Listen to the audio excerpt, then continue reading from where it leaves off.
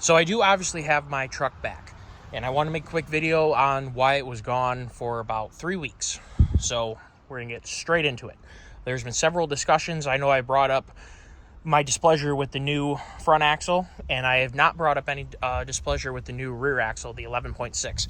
Turns out there is a TSB out for squeaking rear ends, and we'll get to that in just a second. It's a known common problem. Those of you who are returning viewers, and thank you very much for returning to watch my videos, 25% from what I can see, according to the analytics, are returning viewers. That's freaking awesome. Super duper jazzed about that. Especially on the 7.3 content. People are returning to see it because obviously people care a lot about or want to learn more about 7.3 and how people like it. So I'm glad that you guys have been enjoying that content so much. My left front hub, the vacuum portion decided to stop working. I could manually lock the front hub in without any issue and still have four-wheel drive. Thank you to Ford for having hub disconnects as opposed to a non-redundant system where you're relying upon something. I hate relying upon vacuum for anything. I think vacuum is a terrible source of power to do anything. I don't know why we're still hooked on vacuum as opposed to going to an electronic actuator. I have no idea why people think that's a good idea. Why do we have vacuum pumps to run vacuum accessories? All of it is a terrible idea. Let's get away from that.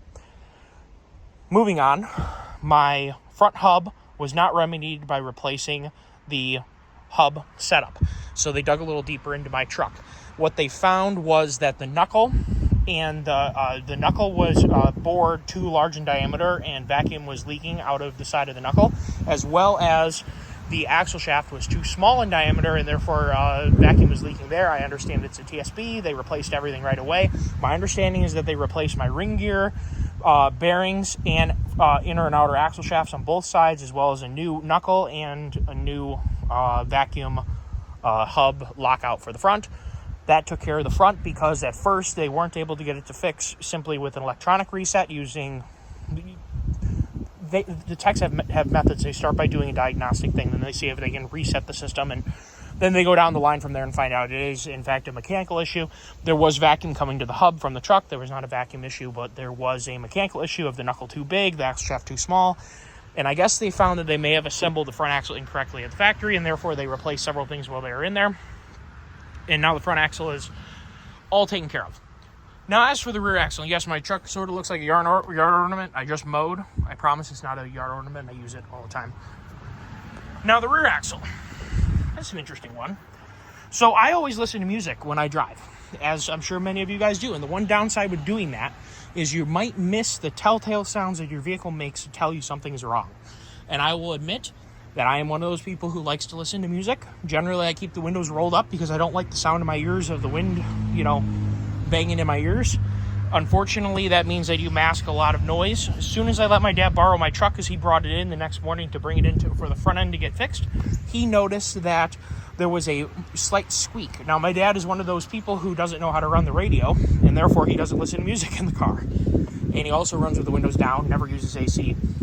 Just my dad in that generation just does things their way. While on the plus side, he noticed the squeak and I did not. So kudos to you and your generation for being extremely observant of small things like that. He noticed a small squeak. As soon as he told our service manager, who is awesome, we use Crest Ford in Centerline, Michigan for all of our Ford-related vehicle needs. They have an awesome service department, super duper good people. They make sure that the customer gets treated right. And hopefully, if Ford ever sees this, you look at this as a positive and don't ever hold them accountable for doing the right thing for the customer. Because in reality, after you spend this much money for a truck, the customer wants to be treated with respect and they want their problem remedied as fast as possible. So the TSB led them down the line of investigating why we had a squeak. So they drained the oil, they inspected the oil, they sent me some pictures. The oil was extremely frothy, which is really, really weird. This truck sat until they could get the parts to do the front and the rear. So they had already test drove it a week in advance of all this. And they pull it in the shop, and simply pulling the truck in from the parking lot into the shop, the oil got extremely frothy. You guys tell me if I'm crazy, and the service manager agreed with me and my dad 100%. I think that they underfilled the oil or used the wrong oil. And that's why we went down this path, or part of the reason why we went down this path. The frothiness can either be caused by the incorrect oil, overfilled or underfilled, and the line on the gear set that you can see in the picture that I'm going to put in here looks as though it isn't overfilled. It looks underfilled to me. So you guys can see the froth bubbles all over everything right there, and that was as they were taking it apart. And also you can sort of see where I think the oil fill line was right there. It looks a little low to me, and you can see the damage to the bearings and the metal chips on them. Definitely not good. So they went ahead and took apart the rear axle, took the caps off to remove the center carrier, and they found that the bearings had, they were not in any way terminal. Well, they were going to be terminal eventually, but we caught it so soon that it wasn't a catastrophic failure. So this is a warning to all of you guys with an 11.6. I think on paper it sounds like a really awesome axle. It sounds like they had some known manufacturing defects when they built this thing, and it needed some work. So if you have one, you need to really listen to that, because they don't want you guys having a rear end lock up on the road. That's no good. If you're towing a trailer, it can really hurt someone, including yourself and your family. Don't want that. Don't want your dogs getting hurt. It is a serious business. I've never broken an axle catastrophically, and I've driven hundreds and hundreds and hundreds, and I've probably driven nearly 1 million miles with straight axle pickup trucks. I guess exclusive of the Chevy. So maybe 600,000 or 700,000 miles with straight axle trucks, and a little more with some Chevys that didn't have straight axles. Anyway, moving on.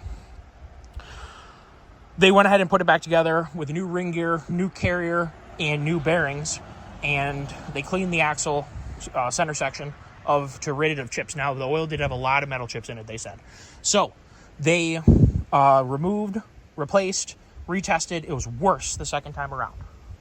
So the next step after that was full axle replacement. They replaced the entire axle assembly. They put my brakes back on the new axle assembly. It has a new locking differential, new bearings, new gears, new locking differential, like I said, new housing, new axle shafts. Everything's all brand new.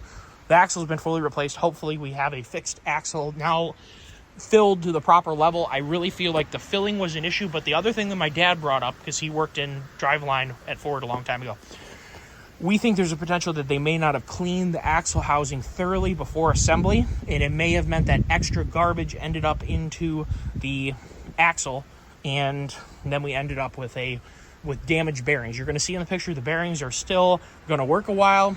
I don't know how many thousand miles later this thing would have had a catastrophic failure. It wasn't imminent, but it was wrong and it needed to be fixed. And because of that, Ford stuck with it, and there is a TSB out on replacing and or rebuilding this 11.6 rear axle. You guys need to hold your dealers accountable for that. Make sure they change it. Ford, and first of all, this is not a bashing thing. I love this truck. This truck is absolutely awesome. I love this truck so much. It's awesome. I love the new rear axle. I think on paper this sounds like an incredibly strong axle, and hopefully it works out to be that way. I think we simply had a little manufacturing issue for a first-year axle. No big deal.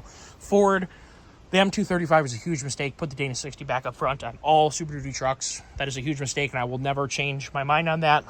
Please don't lose your faith in this axle. I think that we have a good axle here. It's just a matter of we had a manufacturing issue that it sounds like Ford is owning up to, taking care of, and I'm now starting to hear about it talked about on Facebook groups relating to trucks. So hopefully this video helps you guys out a little bit. The truck is back. It is working perfectly. It's getting excellent fuel economy because of the new rebuilt axles, and I'm super duper jazzed about that. So everybody take care. Thank you for remembering to subscribe, and hopefully you enjoy your new trucks as much as I enjoy my new truck. Take care all. Bye-bye.